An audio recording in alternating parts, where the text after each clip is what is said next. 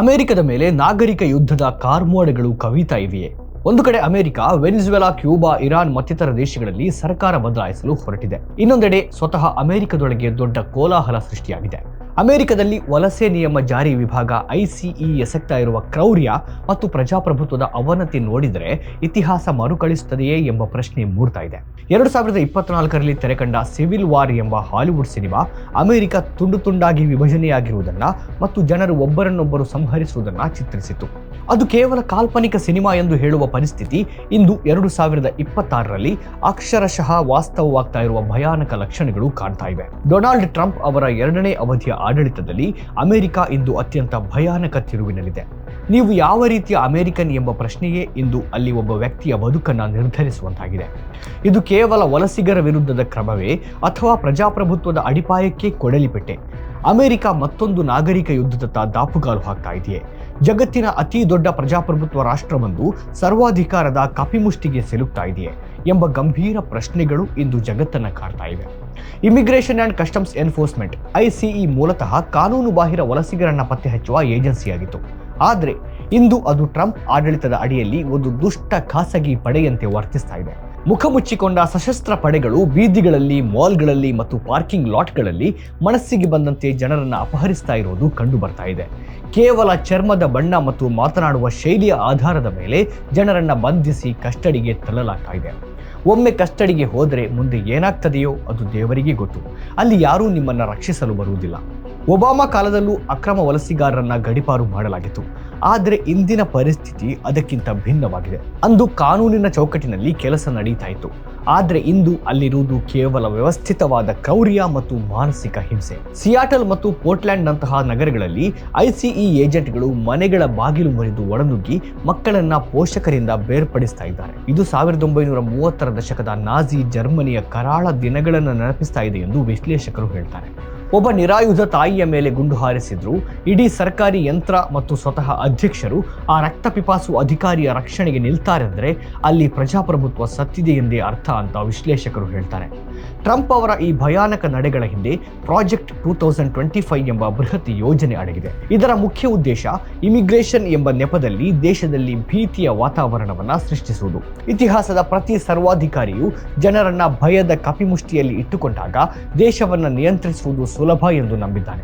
Birth right citizenship ಅಂದ್ರೆ ಹುಟ್ಟಿನಿಂದ ಬರುವ ಪೌರತ್ವ ರದ್ದುಗೊಳಿಸುವ ಬಗ್ಗೆ ಈಗ ಅಲ್ಲಿ ನಡೀತಾ ಇರುವ ಚರ್ಚೆಗಳು ಅಮೆರಿಕದ ಸಂವಿಧಾನದ 1ನೇ ತಿದ್ದುಪಡಿಯ ಮೇಲಿನ ನೇರ ದಾಳಿಯಾಗಿದೆ. ಕೇವಲ ವಲಸಿಗರಷ್ಟೇ ಅಲ್ಲ, ಅವರ ಮಕ್ಕಳು ಅಮೆರಿಕದಲ್ಲೇ ಹುಟ್ಟಿದ್ದರೂ ಅವರನ್ನ ನಾಗರಿಕರಲ್ಲ ಎಂದು ಘೋಷಿಸುವ ಈ ಕುತಂತ್ರ ಇಡೀ ಅಮೆರಿಕದ ಸಾಮಾಜಿಕ ರಚನೆಯನ್ನೇ ಧ್ವಂಸಗೊಳಿಸಬಹುದು. ಇದು ಕೇವಲ ವಲಸಿಗರಿಗೆ ಸೀಮಿತವಾಗಿಲ್ಲ. ಇಂದು ವಲಸಿಗರು ನಾಳೆ ರಾಜಕೀಯ ವಿರೋಧಿಗಳ ಸರದಿ ಬರಲಿದೆ. ಪ್ರೈವಸಿ ಎಂಬುದು ಇಂದು ಅಮೆರಿಕದಲ್ಲಿ ನೆನಪು ಮಾತ್ರ. ಜನರ ಮೊಬೈಲ್ ಫೋನ್ಗಳು, ಸೋಷಿಯಲ್ ಮೀಡಿಯಾ ಖಾತೆಗಳನ್ನು ಯಾವುದೇ ವಾರಂಟ್ ಇಲ್ಲದೆ ತಪಾಸಣೆ ಮಾಡಲಾಗ್ತಾ ಇದೆ. ಮಾನವೀಯತೆ ತೋರುವವರು, ವಲಸಿಗರಿಗೆ ಆಶ್ರಯ ನೀಡುವವರನ್ನು ಸಹ ಜೈಲಿಗೆ ತಳ್ಳುವ ಹೊಸ ಕಾನೂನುಗಳು ಜಾರಿಗೆ ಬರ್ತಾ ಇವೆ. ನ್ಯೂಯಾರ್ಕ್, ಶಿಕಾಗೋ ಮತ್ತು ಲಾಸ್ ಏಂಜಲೀಸ್ನಂತಹ ಸ್ಯಾಂಕ್ಚುವರಿ ಸಿಟೀಸ್ಗಳು ಈಗಾಗಲೇ ಟ್ರಂಪ್ ಅವರ ಈ ದಮನಕಾರಿ ನೀತಿಯ ವಿರುದ್ಧ ಸಿಡಿದಿದ್ದಿವೆ. ಇಲ್ಲಿನ ಸ್ಥಳೀಯ ಪೊಲೀಸರು ICE ಪಡೆಯೊಂದಿಗೆ ಸಹಕರಿಸಲು ನಿರಾಕರಿಸ್ತಾ ಇದ್ದಾರೆ. ಇದಕ್ಕೆ ಪ್ರತಿಯಾಗಿ ಟ್ರಂಪ್ ಈ ನಗರಗಳ ಫೆಡರಲ್ ಅನುದಾನವನ್ನು ನಿಲ್ಲಿಸುವುದಾಗಿ ಬೆದರಿಕೆ ಹಾಕ್ತಾ ಇದ್ದಾರೆ. ಸ್ಯಾಂಕ್ಚುವರಿ ಸಿಟೀಸ್ ಅಂದ್ರೆ ವಲಸೆಯಂತಹ ವಿಷಯಗಳಲ್ಲಿ ರಾಷ್ಟ್ರೀಯ ಪಡೆಗಳಿಗೆ ಸ್ಥಳೀಯ ಪೊಲೀಸರು ಸೀಮಿತ ಸಹಕಾರ ಮಾತ್ರ ನೀಡುವ ನಗರಗಳು. ಈ ನಗರಗಳ ಧೋರಣೆ ವಿರುದ್ಧ ಟ್ರಂಪ್ ಸಿಟ್ಟಾಗಿದ್ದಾರೆ. ಇದು ಫೆಡರಲ್ ಸರ್ಕಾರ ಮತ್ತು ರಾಜ್ಯಗಳ ನಡುವಿನ ನೇರ ಸಂಘರ್ಷಕ್ಕೆ ನಾಂದಿ ಹಾಡಿದೆ. ಇದು ನಾಗರಿಕ ಯುದ್ಧದ ಸ್ಪಷ್ಟ ಲಕ್ಷಣವಲ್ಲದೆ ಬೇರೇನೂ ಅಲ್ಲ ಅಂತ ವಿಶ್ಲೇಷಕರು ಹೇಳ್ತಾರೆ. ಮತ್ತೊಂದೆಡೆ ಈ ಸಾಮೂಹಿಕ ಗಡೀಪಾರು ಅಮೆರಿಕದ ಆರ್ಥಿಕತೆಯ ಮೇಲೆ ಭೀಕರ ಪರಿಣಾಮ ಬೀರಲಿದೆ. ಕೃಷಿ, ನಿರ್ಮಾಣ ಮತ್ತು ಹೋಟೆಲ್ ಉದ್ಯಮಗಳಲ್ಲಿ ಬಹುಪಾಲು ವಲಸಿಗರೇ ಬೆನ್ನೆಲುಬಾಗಿದ್ದಾರೆ. ಇವರನ್ನ ಹೊರಹಾಕಿದ್ರೆ ಕೆಲಸಗಾರರ ಕೊರತೆಯಿಂದಾಗಿ ಉತ್ಪಾದನೆ ಕುಸಿಯಲಿದೆ ಮತ್ತು ಹಣದುಬ್ಬರ ಗಗನಕ್ಕೇರಲಿದೆ. ಆದರೆ ಟ್ರಂಪ್ಗೆ ಇವೆಲ್ಲದರ ಬಗ್ಗೆ ಚಿಂತೆ ಇಲ್ಲ. ಅವರಿಗೆ ಬೇಕಾಗಿರೋದು ಕೇವಲ ವೋಟ್ ಬ್ಯಾಂಕ್ ರಾಜಕಾರಣ ಮತ್ತು ಸದಾಕಾಲ ಅಧಿಕಾರದಲ್ಲಿ ಉಳಿಯುವ ಅವಕಾಶ. ತನ್ನ ಮೇಲೆ ಎಪ್ಸ್ಟೀನ್ ಫೈಲ್ ಲೈಂಗಿಕ ಹಗರಣಗಳಿಂದ ಜನರ ಗಮನವನ್ನು ಬೇರೆಡೆಗೆ ಸೆಳೆಯಲು ಈ ಅರಾಜಕತೆಯನ್ನ ಟ್ರಂಪ್ ಬಳಸಿಕೊಳ್ತಾ ಇದ್ದಾರೆ. ವಲಸಿಗರು ದೇಶದ ರಕ್ತವನ್ನ ಕಲುಷಿತಗೊಳಿಸ್ತಾ ಇದ್ದಾರೆ ಎಂಬ ಟ್ರಂಪ್ ಅವರ ಹೇಳಿಕೆಗಳು ನೇರವಾಗಿ ಅಡಾಲ್ಫ್ ಹಿಟ್ಲರ್ನ ಜನಾಂಗೀಯ ದ್ವೇಷದ ಭಾಷೆಯನ್ನ ನೆನಪಿಸ್ತವೆ. ಒಂದು ರಾಷ್ಟ್ರದ ಆಂತರಿಕ ವೈಫಲ್ಯಗಳನ್ನು ಮರೆಮಾಚಲು ಒಂದು ಅಸಹಾಯಕ ಸಮುದಾಯವನ್ನ ಶತ್ರುವನ್ನಾಗಿ ಚಿತ್ರಿಸುವುದು ಸರ್ವಾಧಿಕಾರಿಗಳ ಹಳೆಯ ಚಾಳಿ. ಅಮೆರಿಕದಂತಹ ವೈವಿಧ್ಯಮಯ ರಾಷ್ಟ್ರ ಇಂದು go back to your country ಎಂಬ ಘೋಷಣೆಗಳಿಂದ ನಲುಗ್ತಾ ಇದೆ. ಶಾಲೆಗಳಲ್ಲಿ ವಲಸಿಗ ಮಕ್ಕಳ ಮೇಲೆ ತಾರತಮ್ಯ ನಡೀತಾ ಇದೆ.